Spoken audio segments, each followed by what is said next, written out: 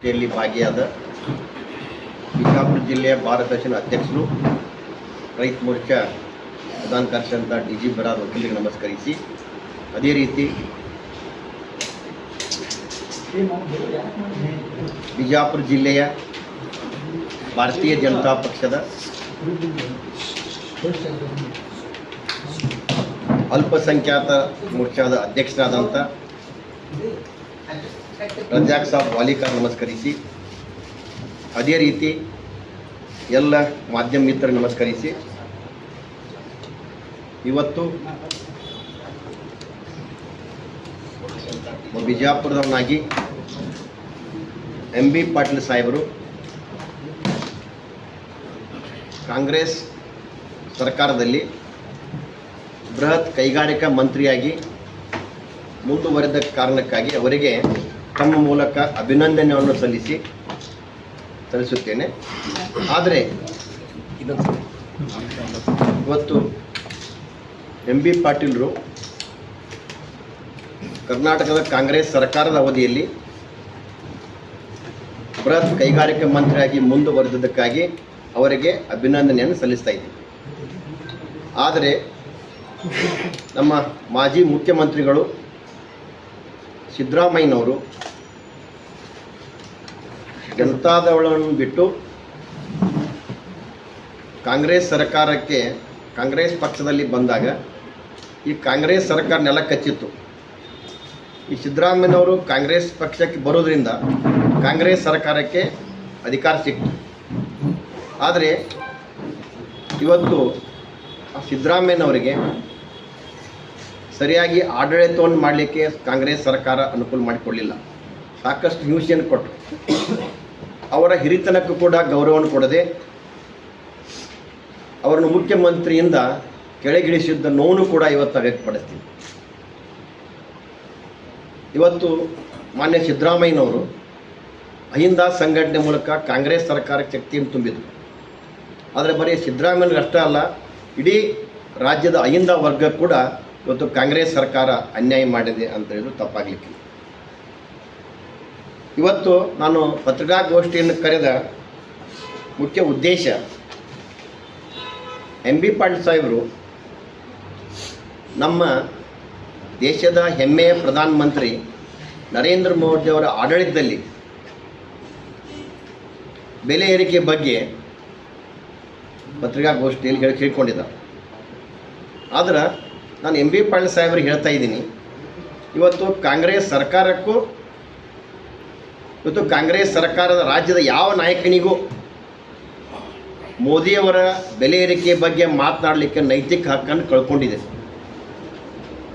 ಯಾಕಂದ್ರೆ ನಿಮ್ಮ ಈ 3 ವರ್ಷದ ರಾಜ್ಯ ಸರ್ಕಾರದ ಒಂದು ಸಾಧನೆ ಏನಂತ ಕೇಳಿದ್ರೆ, ನಿಮ್ಮ ಸಾಧನೆ 3 ವರ್ಷದಲ್ಲಿ ಬೆಲೆ ಏರಿಕೆ ಮಾತ್ರ ಅದ. ಇಂಥವರು ನೀವು ಬೆಲೆ ಏರಿಕೆ ಬಗ್ಗೆ ಮಾತನಾಡಲಿಕ್ಕೆ ನೈತಿಕ ಹಕ್ಕಿಲ್ಲ. ಆದರೂ ಕೂಡ ನಾನು ಬಿಜಾಪುರ ಜಿಲ್ಲೆಯ ಭಾರತೀಯ ಜನತಾ ಪಕ್ಷ ಜಿಲ್ಲಾಧ್ಯಕ್ಷನಾಗಿ ನೀವು ಕೇಳಿದ ಪ್ರಶ್ನೆಗೆ ಉತ್ತರ ಕೊಡೋದು ನನ್ನ ಜವಾಬ್ದಾರಿ. ಇವತ್ತು ನೀವು ಹೇಳ್ತಾ ಇದ್ದೀರಿ 2014ನೇ ಇಸ್ವಿ ನರೇಂದ್ರ ಮೋದಿಜಿಯವರು ಪ್ರಧಾನಮಂತ್ರಿ ಆಗಿದ್ದ ಪೂರ್ವದಲ್ಲಿ UPA ಸರ್ಕಾರದಲ್ಲಿ ಡಾಕ್ಟರ್ ಮನಮೋಹನ್ ಸಿಂಗ್ ಅವರು ಪ್ರಧಾನಮಂತ್ರಿಯಾಗಿದ್ದಾಗ ಪೆಟ್ರೋಲ್ ಬೆಲೆ 65 ರೂಪಾಯಿ ಇತ್ತು, ಡೀಸೆಲ್ ಬೆಲೆ 50 ರೂಪಾಯಿ ಇತ್ತು, ಗ್ಯಾಸ್ ಸಿಲಿಂಡರ್ 415 ರೂಪಾಯಿ ಸಿಗ್ತಿತ್ತು, ಬಂಗಾರದ ಬೆಲೆ 3,500 ಇತ್ತು ಅಂತ ಹೇಳ್ತಿರ್ತೀವಿ. ಆದರೆ ಎಂ.ಬಿ. ಪಾಟೀಲ್ ಸಾಹೇಬರಿಗೆ ನಾನು ಹೇಳ್ತೀನಿ, ನೀವು 2014 ಇಸ್ವಿ ಎಷ್ಟಾಗಿ ತೊಗೋತೀರಿ? ಇದು ಹೆಂಗಾಕೈತಿ ಅಂದ್ರೆ, ನಾವು ಸಣ್ಣವರಿದ್ದಾಗ ನಮ್ಮ ಅಜ್ಜ ಮತ್ತು ಅಜ್ಜಿ ಹೇಳ್ತಿದ್ರು, ನಮ್ಮ ಕಾಲದಲ್ಲಿ ಇಷ್ಟು ರೊಕ್ಕ ಕೊಟ್ಟರೆ ಕಿಲೋ ಬಂಗಾರ ಬರ್ತಿತ್ತು ಅಂತಕ್ಕಂಥದ್ದು. ಬೆಲೆ ಏರಿಕೆ ಅಂತಕ್ಕಂಥದ್ದು ಅದು ನಡ್ತಕ್ಕಂಥ ಪ್ರಕ್ರಿಯೆ ಅದು. ಆದರೆ ಮೊದಲು ಹೊಲಗಳ ಬೆಲೆ 1,000 ರೂಪಾಯಿ ಎಕರೆ ಇತ್ತು, ಇವತ್ತು 30 ಲಕ್ಷ ಎಕರೆ ಆಗಿದೆ. ಆದರೆ ನಾನು ಒಂದು ಕ್ಲಿಯರ್ ಮಾಡ್ತೀನಿ ಎಂ.ಬಿ. ಪಾಟೀಲರಿಗೆ, ಯಾವಾಗ ಕಾಂಗ್ರೆಸ್ ಸರ್ಕಾರದ ಅವಾಗಿನ ಬೆಲೆ ಏರಿಕೆಗೆ ಕಂಪೇರ್ ಮಾಡಿದ್ರೆ ಭಾರತೀಯ ಜನತಾ ಪಕ್ಷದ ಬೆಲೆ ಏರಿಕೆ ಭಾಳಷ್ಟು ಕಡಿಮೆ.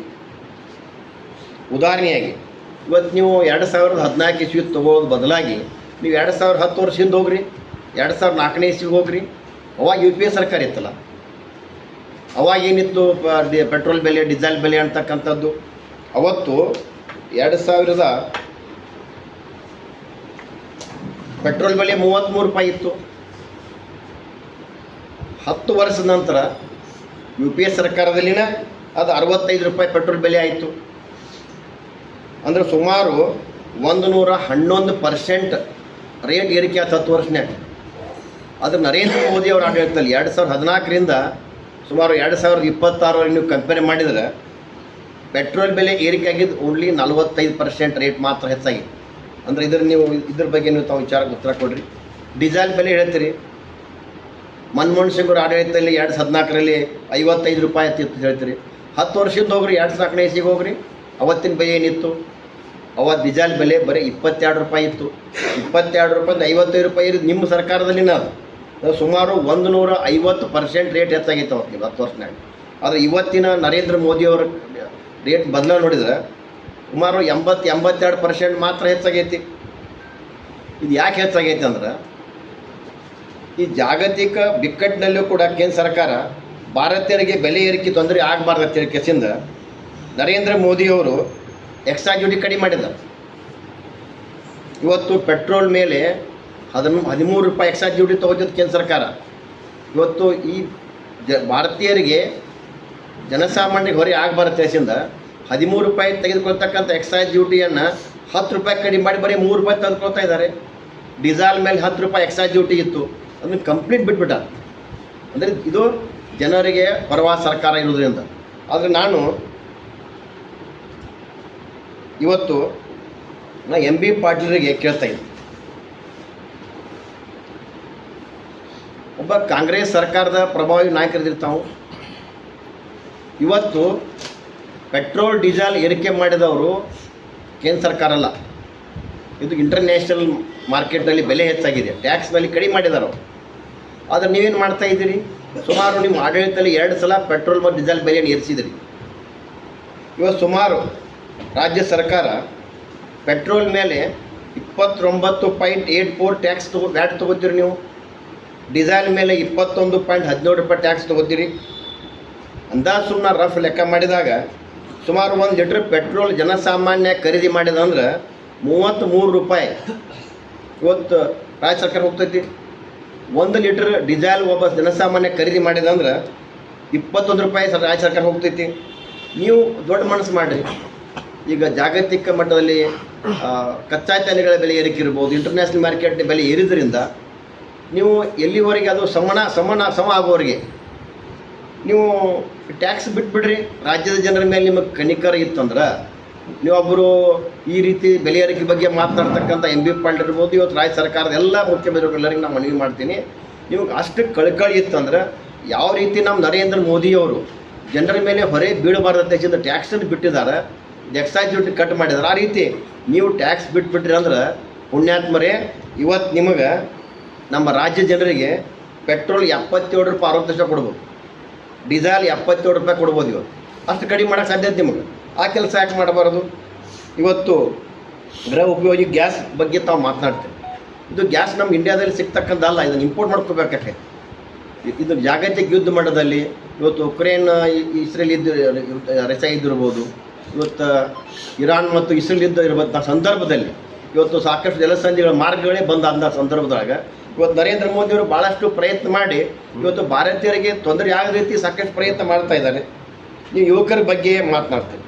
ಇವತ್ತು ಕೇಂದ್ರ ಸರ್ಕಾರ ಸ್ಟಾರ್ಟಪ್ ಇರ್ಬೋದು, ಮುದ್ರಾ ಯೋಜನೆ ಮೂಲಕ 100 ಕೋಟಿ ಹಣವನ್ನು ಸಾಲವನ್ನು ಕೊಡುವ ಮೂಲಕ ಇವತ್ತು ಯುವಕರಿಗೆ ಉದ್ಯೋಗದಾತರನ್ನ ಮಾಡಿದ್ದಾರೆ. ಇವತ್ತು ರಾಜ್ಯ ಸರ್ಕಾರ ಇವತ್ತು 3 ಲಕ್ಷ ಹುದ್ದೆಗಳ ಖಾಲಿ ಇದ್ದರು, ಇವತ್ತು ಆರ್ಥಿಕ ಇಲಾಖೆ ಅದನ್ನು ತುಂಬ್ತಾ ಇಲ್ಲ. ಅಂದರೆ ನೀವು ಒಳ್ಳು ಭರವಸೆಗಳಿಗಾಗಿ ರಾಜ್ಯದ ಒಂದು ಹಣಕಾಸು ವ್ಯವಸ್ಥೆ ಹಾಳು ಮಾಡಿದ್ದೀರಿ. ಅದಕ್ಕೆ ಇವತ್ತು ಆರ್ಥಿಕ ಇಲಾಖೆ ಕೂಡ ಒಪ್ಪಲಾರಂಥ ಪರಿಸ್ಥಿತಿಗೆ ಬಂದಿದೆ. ಚಿನ್ನದ ಬೆಲೆ ನೀವು ಕಂಪೇರ್ ಮಾಡಿದರೆ UPA ಸರ್ಕಾರದಲ್ಲಿ 370% ರೇಟ್ ಹೆಚ್ಚಾಗಿದೆ. ಅದೇ NDA ಸರ್ಕಾರದಲ್ಲಿ 167% ಮಾತ್ರ ಹೆಚ್ಚಾಗೈತೆ. ಇವತ್ತು ಇನ್ನೊಂದು, ಈಗ ತಾವೆಲ್ಲ ನೋಡಿದ್ವಿ ನಾವು 3 ವರ್ಷನಾಗೆ ಎಲ್ಲ ವಸ್ತುಗಳ ಮೇಲೆ ಬೆಲೆ ಏರಿಕೆ ಮಾಡಿರಿ. ಈಗ ಖರೀದಿ ರೈತರ ಹೊಲ ಖರೀದಿಯಲ್ಲಿ ಇರ್ಬೋದು, ಅದು ಕೂಡ ಸಾಕಷ್ಟು ಬದಲಾವಣೆ ಹೆಚ್ಚು ಮಾಡಿದ್ದಾರೆ. ಆದರೆ ಪುಣ್ಯಾತ್ಮರೇ, ಇವತ್ತು ಈ ಸಾಲ ಮಾಡ್ತಕ್ಕಂಥ ವ್ಯಕ್ತಿಗಳಿಗೆ, ರೈತರಿರ್ಬೋದು, ವ್ಯಾಪಾರಸ್ಥರಿರ್ಬೋದು, ಸಾಲ ಮಾಡ್ತಕ್ಕಂಥ ವ್ಯಕ್ತಿಗೆ ಮಾರ್ಟ್ಗೇಜ್ ಮಾಡಬೇಕು, ಅವ್ರ ಉತ್ತಾರಿ ಮೇಲೆ ಬೋಜ ಏರಿಸ್ಬೇಕಂದ್ರೆ ಅವ್ರಿಗೂ ಕೂಡ ಲಕ್ಷ ಲಕ್ಷ ನೀವು ವಸೂಲಿ ಮಾಡ್ತಾ ಇದ್ರಿ. ಸಾಲ ಮಾಡೋರಿಗೆ ಕೂಡ ಇವತ್ತೊಂದು ಟ್ಯಾಕ್ಸ್ ಕಲೆಕ್ಟ್ ಮಾಡ್ತಕ್ಕಂಥ ಏನು ಒಂದು ಪರಿಸ್ಥಿತಿ ಅದ. ಅದಕ್ಕೆ ಇವತ್ತು ನಾನು ಹೇಳೋದಿಷ್ಟೇ, ನಿಮಗೆ ಯಾವ ನೈತಿಕತೆ ಉಳಿದಿಲ್ಲ. ಇನ್ನೊಂದು ವಿಷಯ ನಾನು ಬರ್ತೀನಿ. ಎಂ ಬಿ ಪಾಟೀಲರು ಒಂದು ಮಾತು ಹೇಳಿದ, 2028ಕ್ಕೆ ಅಲ್ಪಸಂಖ್ಯಾತರನ್ನು ನಾವು MLA ಮಾಡ್ತೀವಿ ಅಂದ್ರೆ ಬಿಜಾಪುರ ಜಿಲ್ಲೆ ಜನತೆ ಕ್ಲಿಯರ್ ಮಾಡ್ಯಾರ. ಅವರು ಇಲ್ಲಿವರೆಗೆ ಅಲ್ಪಸಂಖ್ಯಾತರನ್ನು ಶಾಸಕನ ಮಾಡೋಕೆ ಅವ್ರ ಪ್ರಯತ್ನ ಯಾರೂ ಮಾಡಿಲ್ಲ ಅಂತಕ್ಕಂಥದ್ದು ಕ್ಲಿಯರ್ ಆಗಿದೆ. ಅದಕ್ಕೆ ಮೊನ್ನೆ ಒಂದು ಘಟನೆ ಆಯಿತು, ತಾವೆಲ್ಲ ನೋಡಿದ್ದು, ತಮ್ಮ ಮಾಧ್ಯಮಕ್ಕೆ ನೋಡಿದ್ದೀನಿ ನಾನು. ಹೆಸ್ಕಾಮದ ಒಂದು ಕಚೇರಿ ಉದ್ಘಾಟನಾ ಸಮಾರಂಭದಲ್ಲಿ ನಮ್ಮ ನಗರ ಶಾಸಕರು ಬಸನಗೌಡ ಪಾಳ್ಯ ಯತ್ನಾಳರು ಭಾಳಷ್ಟು ಸ್ವಾರಸ್ಯಕರವಾಗಿ ಮಾತನಾಡಿದರು. ಎಂ ಬಿ ಪಾಟೀಲರು ಗುಣಗಾನ ಮಾಡಲಿಕ್ಕೆ ಕಾಂಗ್ರೆಸ್ ಸರ್ಕಾರದ ವೇದಿಕೆಗೆ ನಾನು ಕರೆದರು ಅಂತಕ್ಕಂಥದ್ದು.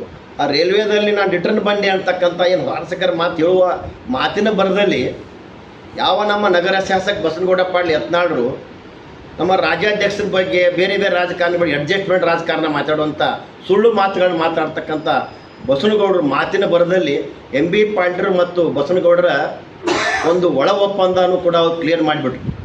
ಅದಕ್ಕೆ ಇವತ್ತು ಎಂ ಬಿ ಪಾಟೀಲರು ಗಾಬರಿ ಆಗಿಬಿಟ್ರು. ಮುಂದೆ ಹೆಂಗತ್ತೆ ಅಲ್ಪಸಂಖ್ಯಾತ ಬಿಟ್ಟವ್ರು ಹೆಂಗೆ ಅಂತಕ್ಕಂಥದ್ದು. ಯಾಕೆ ನೋಡಿದಾರೆ ಎಕ್ಸಾಂಪಲ್ ಮೊನ್ನೆ ಚುನಾವಣೆಯಲ್ಲಿ ದಾವಣಗೆರೆ ಚುನಾವಣೆ ಏನಾಯಿತು ಕಾಂಗ್ರೆಸ್ ಪರಿಸ್ಥಿತಿ ಅಂತಕ್ಕಂಥದ್ದು. ಇದನ್ನು ತಿಳ್ಕೊಂಡು ಮುಂದಿನ ದಿನಮಾನದಲ್ಲಿ ಕಾಂಗ್ರೆಸ್ಸಿಗೆ ಅಲ್ಪಸಂಖ್ಯಾತರು ಇನ್ನು ದೂರ ಹೋಗ್ತಾರೆ ಅಂತಕ್ಕಂಥದ್ದು. ಯಾವ ರೀತಿ ಗುಜರಾತ್ನಲ್ಲಿ, ಉತ್ತರ ಪ್ರದೇಶದಲ್ಲಿ ಭಾಳಷ್ಟು ಅಲ್ಪಸಂಖ್ಯಾತರು ಇವತ್ತು ಭಾರತೀಯ ಜನತಾ ಪಕ್ಷ ವಾಲ್ತಾ ಇದ್ದಾಳೆ. ಅದ್ರ ನೋವು ಇವತ್ತು ಅವ್ರಿಗೆ ಕಾಣ್ತಾ ಇದೆ. ಅವ್ರು ಹೇಳಿದ್ದಾರೆ 8ಕ್ಕೆ 8 ಕಾಂಗ್ರೆಸ್ ಶಾಸಕರು ಆರಿಸ್ತಾ ಸಾಧ್ಯ ಇಲ್ಲ ನಿಮಗೆ. ನಾನು ಈಗ ಮೊದಲೇ ಪತ್ರಿಕೋಷ್ಠಿ ಹೇಳಿದ್ದು ನಾನು ಎಂ ಬಿ ಪಾಟೀಲ್ರಿಗೆ, ನೀವು ಮುಖ್ಯಮಂತ್ರಿ ಆಸೆ ಇದ್ದವ್ರಿದ್ರಿ, ನಿಮಗೇನು ಮುಖ್ಯಮಂತ್ರಿ ಆಗಬೇಕು ಕನಸಿತ್ತಂದ್ರೆ ನೀವು 2020 ಒಂಟರ ಒಳಗೆ ಈಗೇನು ಅವಕಾಶ ಇದೆ 2 ವರ್ಷ, ಈಗ ನೀವು ಪ್ರಯತ್ನ ಮಾಡ್ಬೋದು. ಮುಂದಿನ ಸಲ 2028ಕ್ಕೆ 8ಕ್ಕೆ 8 ಇಲ್ಲಿ ಭಾರತೀಯ ಜನತಾ ಪಕ್ಷ ಅಭ್ಯರ್ಥಿಗಳು ಆರಿಸಿ ಬರ್ತಾರೆ ಅಂತಕ್ಕಂಥದ್ದು ಸ್ಪಷ್ಟವಾಗಿ ನಾನು ಇವತ್ತು ಹೇಳ್ತಾ ಇದ್ದೀನಿ. ಇವತ್ತು ಅಲ್ಪಸಂಖ್ಯಾತರು ಜಾಗೃತರಾಗ್ಯಾರ. ಇವತ್ತು ನಮ್ಮ ಭಾರತೀಯ ಜನತಾ ಪಕ್ಷದ ರಾಜ್ಯಾಧ್ಯಕ್ಷ BR ವಿಜೇಂದ್ರ ಇರ್ಬೋದು, ನಮ್ಮ ಸಂಸದರು ಜಿಗಜಿಣಗಿ ಸಾಹೇಬರು ಕೂಡ ಭಾಳಷ್ಟು ಆ್ಯಕ್ಟಿವ್ ಆಗಿ ಇವತ್ತು ಬಿಜಾಪುರ ಜಿಲ್ಲೆ ಜನತೆಯಾಗಿ ಸ್ಪಂದಿಸ್ತಾ ಇದ್ದಾರೆ. ಬರೋ ದಿನಮಾನದಲ್ಲಿ ಇವರಿಗೆ ನಮ್ಮ ಜಿಗಜಿಣಗಿ ಸಾಹೇಬರ ನೇತೃತ್ವದಲ್ಲಿ ನಾವು 8ಕ್ಕೆ 8 ಮತಕ್ಷೇತ್ರದಲ್ಲಿ ಭಾರತೀಯ ಜನತಾ ಪಕ್ಷ ಗೆಲ್ತದೆ.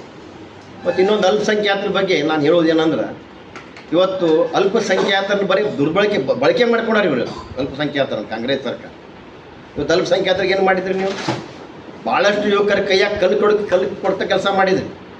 ಇವತ್ತು ಕಾಶ್ಮೀರ ಪರಿಸ್ಥಿತಿ ನೋಡಿದಾಗ ಭಾಳಷ್ಟು ಅಲ್ಪಸಂಖ್ಯಾತ ಯುವಕರಿಗೆ ಕಲ್ಲು ಕೊಟ್ಟು ಅವರ ಬದುಕನ್ನು ಹಾಳು ಮಾಡ್ತಾ ಇದ್ರು. ಇವತ್ತು ಯಾವಾಗ ನಮ್ಮ ನರೇಂದ್ರ ಮೋದಿಯವರು ಕಾಶ್ಮೀರವನ್ನು ನಮ್ಮ ಕ್ಲಿಯರ್ ಮಾಡಿದಾಗ ಇವತ್ತು ಆ ಮಕ್ಕಳ ಕೈಯಲ್ಲಿ ಪೆನ್ನು ಮತ್ತು ಪುಸ್ತಕ ಬರ್ತಾ ಇದೆ.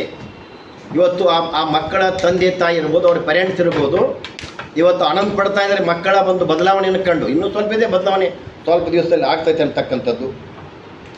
ಅದಕ್ಕೆ ಕೊನೆಯದಾಗಿ ನಾನು ಇನ್ನೊಂದು ಬಿಜಾಪುರ ಜಿಲ್ಲೆಯ ರಾಜಕೀಯ ಬಗ್ಗೆ ಸ್ವಲ್ಪ ನಾನು ಮಾತನಾಡೋಕ್ಕೆ ಇಚ್ಛೆ ಪಡ್ತೀನಿ. ಇವತ್ತು ನಾವೆಲ್ಲ ನೋಡ್ತಾ ಇದ್ದೀವಿ ಬಿಜಾಪುರ ರಾಜಕೀಯ ಒಂದು ವ್ಯವಸ್ಥೆ, ಪತ್ರಿಕಾಗೋಷ್ಠಿ ಇರ್ಬೋದು, ವೈಯಕ್ತಿಕವಾಗಿ ಟಾರ್ಗೆಟ್ ಮಾಡ್ತಕ್ಕಂಥದ್ದು, ಕೆಟ್ಟ ಪದಗಳನ್ನು ಬಳಕೆ ಮಾಡ್ತಕ್ಕಂಥದ್ದು, ಎಲ್ಲರಿಗೂ ಕೆಟ್ಟ ಪದಗಳನ್ನು ಬಳಕೆ ಮಾಡ್ತಕ್ಕಂಥದ್ದು ಕೂಡ ಭಾಳ ನೋವಿನ ಸಂಗತಿ ಅದು. ಯಾಕಂದರೆ ನಮ್ಮ ಬಿಜಾಪುರ ಜಿಲ್ಲೆಯಲ್ಲಿ ಸಿದ್ದೇಶ್ವರ ಮಹಾಸ್ವಾಮಿಗಳು ತಮ್ಮ ಜೀವನ ಉದ್ದಕ್ಕೂ ಬಿಜಾಪುರ ಜಿಲ್ಲೆಯ ಜನತೆಗೆ ಹೇಳಿಕೊಟ್ಟದ್ದು ಯಾವ ರೀತಿ ನಾವು ಬದುಕಬೇಕು, ನಮ್ಮ ಮಾತುಗಳು ಹೆಂಗಿರ್ಬೇಕಂತ ಹೇಳ್ಕೊಟ್ಟಾರ. ಅದಕ್ಕೆ ದಯಮಾಡಿ ಬಿಜಾಪುರ ಜಿಲ್ಲೆ ಎಲ್ಲ ರಾಜಕೀಯ ಪಕ್ಷದ ನಾಯಕರಿಗೆ ಹೇಳ್ತಾ ಇದ್ದೇನೆ ನಾನು, ಇಲ್ಲಿ ಏನಾಗೈತೆ ಇಲ್ಲಿವರೆಗೆ ಆಗ್ಯದ, ಇದನ್ನು ಕೊನೆಗೊಳಿಸಲೇಬೇಕು.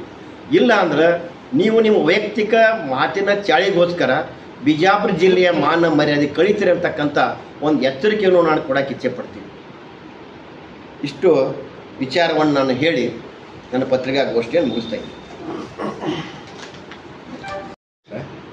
ಸರ್, ಬೆಲೆ ಏರಿಕೆ ಕೇಂದ್ರ ಮಾಡೇ ಇಲ್ಲ. ಏನಾದರೂ ಜಾಗತಿಕ ಯುದ್ಧಗಳ ಪರಿಣಾಮವಾಗಿ ಕ್ರೂಡ್ ಆಯಿಲ್ ಹೆಚ್ಚಾಗಿದ್ದರಿಂದ ಎಲ್ಲ ದೇಶಗಳಲ್ಲಿ ಕೂಡ ಬೆಲೆ ಏರಿಕೆ ಆಗಿದೆ. ಕ್ರೂಡ್ ಆಯಿಲ್ ಕಮ್ಮಿ ಇದ್ದಾಗಲೂ ನೀವು ಕಡಿಮೆ ಏನು ತಗೊಂಡಿದ್ದೀರಿ? ಕ್ರೂಡ್ ಆಯಿಲ್ ಸರ್ ನೀವು ಕಂಪೇರ್ ಮಾಡಿದಾಗ ಕ್ರೂಡ್ ಆಯಿಲ್ ಕಡಿಮೆ ಹೆಚ್ಚು ಆಗ್ತಿರ್ತದೆ ಮಾರ್ಕೆಟ್ನ ಬೆಲೆಯಲ್ಲಿ. ಅದರ ಬೆಲೆ ಏರಿಕೆಯಲ್ಲಿ ನಮ್ಮ ಪರ್ಸೆಂಟೇಜ್ ಲೆಕ್ಕ ತೆಗೆದಾಗ ಭಾಳಷ್ಟು ಕಡಿಮೆ ಇದೆ ನಮ್ಮದು. ಈಗ ಹೇಳಿದ್ರಿ ಇದು ರಾಜಕಾರಣಿಗಳಿಗೆ ಮಾತನಾಡುವ ಮೀಡಿಯಾದಲ್ಲಿ ಶಬ್ದಗಳ ಯಾರು ಅನ್ನೋದು ಬಹಿರಂಗಪಡಿಸ್ಲಿ ಸರ. ಒಂದೇ ಕೈ ಚಪ್ಪಾಳೆ ಆಗೋದಿಲ್ಲ. ನಾವು ಗಾಡಿಗೆ ಏನು ಬಾಲ್ ಚೆಂಡು ಹೋಗಿರ್ತೀವೋ ಚೆಂಡು ರಿವರ್ಸ್ ಬರಾಕತ್ತೇವೆ. ಎರಡೂ ಕಡೆ ಎಲ್ಲ ಕಡೆಯೂ ನಡೆದಾವೆ, ಎಲ್ಲ ಕಡೆಯೂ ಬಂದ್ ಆಗ್ಬೇಕದು. ಒಂದೇ ಕಡೆನ ಹೇಳಕ್ಕೆ ಇಚ್ಛೆಪಟ್ಟು ಎಲ್ಲ ಕಡೆಯೂ ಅದು ಬಂದ್ ಆಗ್ಬೇಕು ಮಾರ್ಗ. ತಮ್ಮ ಪತ್ರಿಕಾ ಮಾಧ್ಯಮದವ್ರಿಗೆ ಮನವಿ ಮಾಡ್ತಾನೆ. ಪತ್ರಿಕಾಗೋಷ್ಠಿ ಯಾವ ರೀತಿ ಇಂಡಿವಿಜುವಲ್ ಹೋದಾಗ ನೀವು ಕಟ್ ಮಾಡಿರಿ, ಅವ್ರಿಗೆ ವಾರ್ನಿಂಗ್ ಮಾಡಿರಿ. ನಿಮ್ಮ ಅವು ಆ ವಿಷಯಗಳು ಹೊರಗೆ ಬರಲಾರ್ದಂಗೆ ಮುಂದೆ ಪತ್ರಿಕಾಗೋಷ್ಠಿನ ಈ ಕೆಟ್ಟ ಮಾತನ್ನು ಮಾತನಾಡಲಾರ್ದಂಥ ಭಾವನೆಗಳು ಅವರಿಗೂ ಕೂಡ ಬರಬೇಕಾಗಿತ್ತು. ಪ್ರೊಫೆಷ್ನಲ್ ಆಗಿದ್ದವರು ಯಾರೂ ಅದನ್ನು ಹಾಕಿಲ್ಲ. ಬಟ್ ಏನಂತಂದರೆ ಮಾತಿನ ಬರೋದಲ್ಲಿ ನೀವು ಏನಾದರೂ ಹೇಳಿಬಿಟ್ರೆ ನಾವು ಅದು ಕೆಲವೊಂದು ಸಂದರ್ಭದಲ್ಲಿ ಲೈವ್ ಇರ್ತದೆ, ಏನು ಮಾಡೋಕ್ಕಾಗೋದಿಲ್ಲ. ಅದೇ ಪ್ರಜ್ಞಾವಂತಿಕೆ ಬೆಳೆಸ್ಕೋಬೇಕಲ್ಲ, ಅದು ಮುಖ್ಯವಾಗಿದೆ ಸರ್. ನಮ್ಮದು ತಾವು ಪ್ರಯತ್ನ ನೀವು ಮಾಡ್ತಾ ಇದ್ದೀರಿ. ಅದನ್ನು ಕೂಡ ರಾಜಕೀಯ ವ್ಯಕ್ತಿಗಳು ಯಾರು ಈ ರೀತಿ ಬಿಜಾಪುರದ ಮಾನ ಮರ್ಯಾದೆ ಕಳೆಯಕತ್ತಾರಲ್ಲ, ಅವರು ಈ ಕೆಲಸ ಮಾಡ್ಬೇಕಂತ ನನಗೆ ನೋವಿಂದ ಹೇಳ್ತಾ ಇದ್ದೆ. ಅಲ್ಲ, ಸಂಸ್ಕೃತಿ ಅಂತ ಹೇಳ್ತಾರೆ. ಸಂಸ್ಕೃತಿ ಎಲ್ಲಿದೆ? ಸಂಸ್ಕೃತಿ ಬಗ್ಗೆ ಬಿಟ್ಟೈತೆ ಸರ್. ಚಲೋ ವಾತಾವರಣ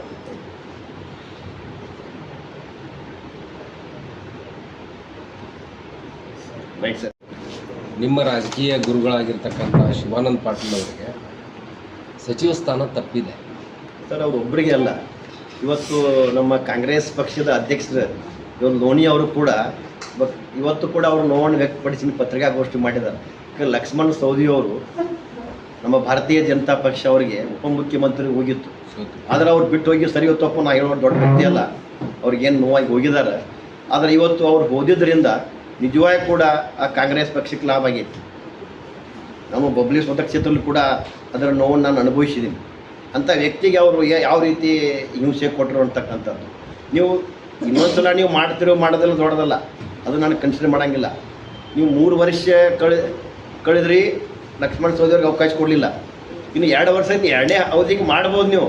ಆದರೆ ಗಾಣಿಗೆ ಸಮಾಜದ ಒಬ್ಬ ಮುಖ್ಯಸ್ಥನಿಗೆ ಅಥವಾ ಒಬ್ಬ ಶಕ್ತಿಯುತ ರಾಜಕಾರಣಿಗೆ ನಾವು ಭಾರತೀಯ ಜನತಾ ಪಕ್ಷದಿಂದ ಬಿಟ್ಟು ಹೋಗಿ ಅಂಥ ವ್ಯಕ್ತಿಗೆ ನೀವು ನೋವು ಮಾಡಿರಿ. ಆದರೆ ಇವತ್ತು ಅವ್ರಿಗೆ ಅರಿವಾಗಿರ್ತೈತಿ. ಲಕ್ಷ್ಮಣ್ ಸವದಿಯವ್ರಿಗೆ ಕೂಡ ನಾವು ಒಬ್ಬ ಎಂಥ ಪಕ್ಷದಿಂದ ಯಾವ ಪಕ್ಷಕ್ಕೆ ಬಂತಕ್ಕಂಥ ನೋವ್ರಿಗೆ ಕಾಡ್ತೀವಿ. ಇವತ್ತು ಯಶವಂತರಾವ್ ಗೌಡ್ರು ಅದಾರ, ಅವರು ಕೂಡ ಭಾಳ ವರ್ಷದಿಂದ ರಾಜಕಾರಣ ಮಾಡಕತ್ತಾರ, ಅವ್ರಿಗೆ ಕೂಡ ಅನ್ಯಾಯ ಆಗೈತಿ. ಇವತ್ತು ಶಿವಾನಂದ ಪಾಟೀಲ್ 2 ಬಣ ಇದು ಅಂತ ಹೇಳ್ತಿದ್ರು. ಒಬ್ಬರು ಸಿದ್ದರಾಮಯ್ಯನ ಕಡೆ, ಒಬ್ಬರು ಡಿ ಕೆನ ಕಡೆ ಐತೇಸಿಂದ.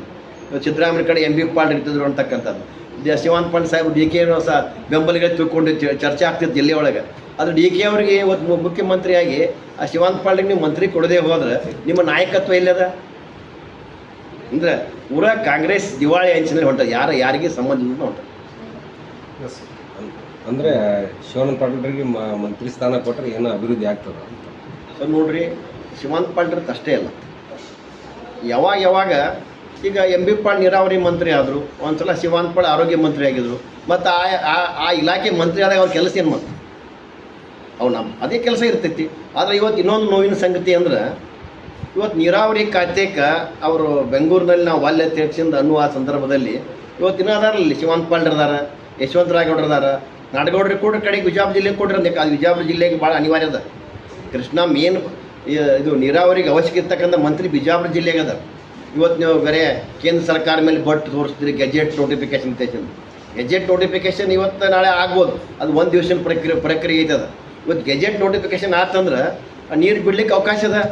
ಆದ್ರೆ ನೀವು ಭೂ ಸ್ವಾಧೀನ ಮಾಡ್ಕೊಳ್ತಕ್ಕಂಥ ಪ್ರಕ್ರಿಯೆ, ಆ ರೈತರ ಮುಳುಗಡೆ ಆದಂಥ ಜಮೀನಿಗೆ ಕೊಡ್ತಕ್ಕಂಥದ್ದು ಎಲ್ಲ ನಿಮ್ಗೆ ಇದು ಭಾಳಷ್ಟು ಲೆಂಗ್ದಿ ಪ್ರೊಸೀಜರ್ ಅದ. ಅದನ್ನ ನೀವು ಮುಗಿಸಾಗ್ತಾ ಇಲ್ಲ. ಬರೀ ಸುಮ್ ಕೇಂದ್ರ ಸರ್ಕಾರ ಗೆಜೆಟ್ ಅಂತಕ್ಕಂಥ ಆರೋಪವನ್ನು ಮಾಡ್ತಕ್ಕಂಥ ಈ ಕಾಂಗ್ರೆಸ್ ಸರ್ಕಾರದ ನಾಯಕರಿಗೆ ನಾನು ಹೇಳ್ತೀನಿ, ನೀರಾವರಿ ಬಗ್ಗೆ ಕಳ್ಕಳಿ ಇತ್ತಂದ್ರೆ MB ಪಾಟೀಲ್ ಸಾಹೇಬ್ರಿಗೆ ಹೇಳ್ತಿದ್ದೀನಿ, ನೀವು ಇಲ್ಲಿ ಕೈಗಾರಿಕೆ ಮಂತ್ರಿಯಾಗಿ ನೀವು ಸಾಧನೆ ಮಾಡಿ ಬಿಜಾಪುರದಲ್ಲಿ ಅಂಥದ್ದೇನಿಲ್ಲ. ಈ ನೀರಾವರಿ ಮಂತ್ರಿ ಅವಶ್ಯಕತೆ ಅದ. ನಿಮ್ಮ ಕೈಗಾರಿಕೆ ಮಂತ್ರಿಯನ್ನು ಯಾರು ಕೇಳಕೈತೆ ಅವ್ರು ಕೊಡ್ರಿ. ನೀರಾವರಿ ಮಂತ್ರಿ ನೀವು ತೊಗೊಂಡ್ರಿ ಅಂದ್ರೆ ಏನಾದ್ರು ಸ್ವಲ್ಪ ಮಟ್ಟಿಗೆ ಇನ್ನೂ ಅನುಕೂಲ ಆಗ್ಬೋದು ಅಂತ ಹೇಳಿ ನಾನು ಹೇಳಕ್ಕೆ ಇಚ್ಛೆ ಪಡ್ತೀನಿ. ಅದು ಯಾಕೆ ಒಲಿತಾರೆ ಗೊತ್ತಿಲ್ಲ. ಅಲ್ಲಿ ನನಗೇನು ಅನ್ಸಾಗ್ತೈತಿ, ಈಗ ಉಳಿದದ್ದು ಏನು ಕೆಲಸ ಅದ ಅಂದ್ರೆ ರೈತರ ಅಕೌಂಟ್ ದುಡ್ಡು ಹೋಗೋದೈತೆ ಅಷ್ಟೇ. ಈಗ ನಾನು ಆರೋಪ ಮಾಡ್ಬೇಕಾಗೈತಿ ಕಾಂಗ್ರೆಸ್ ಸರ್ಕಾರದ ಎಲ್ಲ ನಾಯಕರಿಗೆ. ಅಂದ್ರೆ ಈಗೆಲ್ಲ ಡೆವಲಪ್ಮೆಂಟು ಕೆನಾಲ್ಗೆಲ್ಲ ಮುಗಿದ್ಬಿಟ್ಟಾವೆ. ಯಾಕೆ ಅಲ್ಲೆಲ್ಲ ವ್ಯವಹಾರ ಇರ್ತಾವೆ. ಈಗ ಡೈರೆಕ್ಟ್ DBT ಅಂದ್ರೆ ರೈತರ ಅಕೌಂಟ್ ಹೋಗೈತಿ. ಇದ್ರಾಗ ಏನು ಪರ್ಸೆಂಟೇಜ್ ಸಿಗಲ್ಲತ್ತೆ ನೀವು ವಾಲ್ಯ ಅಂತ ಈ ಕಾಂಗ್ರೆಸ್ ನಾಯಕರಿಗೆ ನೀರಾವರಿ ಇಲಾಖೆ ವಾಲ್ಯ ಅಂತಕ್ಕಂಥ ಎಲ್ಲರಿಗೂ ಕೂಡ ಪ್ರಶ್ನೆ ಮಾಡಬೇಕು. ಇನ್ನೊಂದು ನಮ್ಮ ರಜಾಕ್ ಸಾಬ್ ವಾಲಿಕಾರ್ ಇವತ್ತು ನಮ್ಮ ಭಾರತೀಯ ಜನತಾ ಪಕ್ಷ ಅಲ್ಪಸಂಖ್ಯಾತ ಅಧ್ಯಕ್ಷ ಮಾಡಿದ್ವಿ. ಭಾಳಷ್ಟು ಆ್ಯಕ್ಟಿವ್ ಪರ್ಸನ್ ಇದ್ದಾರೆ. ಅವ್ರಿಗೂ ಕೂಡ ಒಂದೆರಡು ಮಾತು ಅವ್ರಿಗೆ ಹೇಳಿ.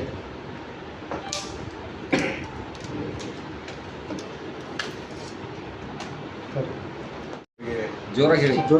ಎಲ್ಲ ಮಾಧ್ಯಮ ಮಿತ್ರರಿಗೆ ನಮಸ್ಕರಿಸುತ್ತಾ, ನಮ್ಮ ಜಿಲ್ಲೆಯ ಅಧ್ಯಕ್ಷರಿಗೆ ನಮಸ್ಕರಿಸುತ್ತಾ ಮತ್ತು ನಮ್ಮ ವಕೀಲರಿಗೆ ನಮಸ್ಕರಿಸುತ್ತಾ, ಇವತ್ತಿನ ಈ ಪತ್ರಿಕಾಗೋಷ್ಠಿಯಲ್ಲಿ ನನಗೆ ಗುರುತಿಸಿ ಅಲ್ಪಸಂಖ್ಯಾತರ ಒಬ್ಬ ನನ್ನನ್ನು ಗುರುತಿಸಿ ನನ್ನ ಜಿಲ್ಲೆಯ ಎಲ್ಲ ನಾಯಕರು ಹಾಗೂ ರಾಜ್ಯದ ಎಲ್ಲ ನಾಯಕರು ನನ್ನನ್ನು ಗುರುತಿಸಿ ನನ್ನ ಜಿಲ್ಲೆಯ ಅಲ್ಪಸಂಖ್ಯಾತರ ಅಧ್ಯಕ್ಷರನ್ನಾಗಿ ಮಾಡಿದ್ದಕ್ಕಾಗಿ ನಾನು ಎಲ್ಲರಿಗೆ ತುಂಬ ಹೃದಯದಿಂದ ಅವರಿಗೆ ಧನ್ಯವಾದ ಸಲ್ಲಿಸುತ್ತೇನೆ.